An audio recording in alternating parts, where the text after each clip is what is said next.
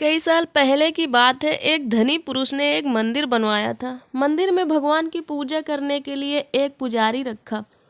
मंदिर के खर्च के लिए बहुत सी भूमि, खेत और बगीचे मंदिर के नाम लगाए।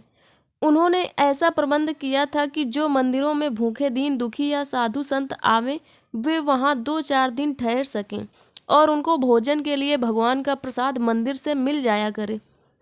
अब उन्हें एक ऐसे मनुष्य की आवश्यकता हुई जो मंदिर की संपत्ति का प्रबंध करे और मंदिर के सब कामों को ठीक ठीक चलाता रहे।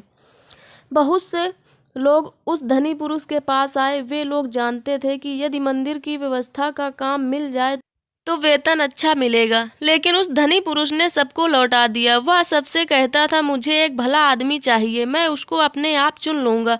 बहुत से लोग मन ही मन में उस धनी पुरुष को गालियाँ देते थे। बहुत लोग उसे मूर्ख या पागल बतलाते थे, लेकिन वह धनी पुरुष किसी की बात पर ध्यान नहीं देता था। जब मंदिर के पट खुलते थे और लोग भगवान के दर्शन के लिए आने लगते थे, तब वह धनी पुरुष अपने मकान की छत पर बैठकर मंदिर में आने वाले लोगों को चुपचाप देखता रहता था। एक दिन एक मनुष्य मंदिर में दर्शन करने आया।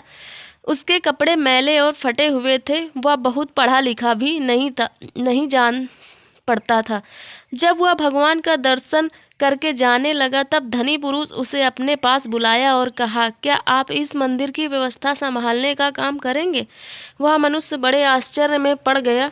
उसने कहा, मैं तो बहुत पढ़ा लिखा नहीं हूँ, मैं इतने बड़े मंदिर का प्रबंध कैसे कर सकूँगा?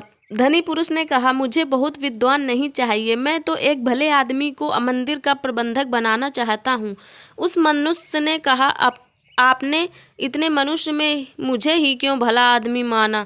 धनी पुरुष बोला, मैं जानता हूँ कि आप भले आदमी हैं। मंदिर के रास्ते में एक ईंट का टुकड़ा गड़ा रह गया था और उसका एक कोना ऊपर निकला था। मैं उधर से बहुत दिनों से देख रहा था कि उस मंदिर के टुकड़े की नोक से लोगों को ठोकर लगती थी। लोग गिरते थे, लुढ़कते थे और उठकर चलते थे।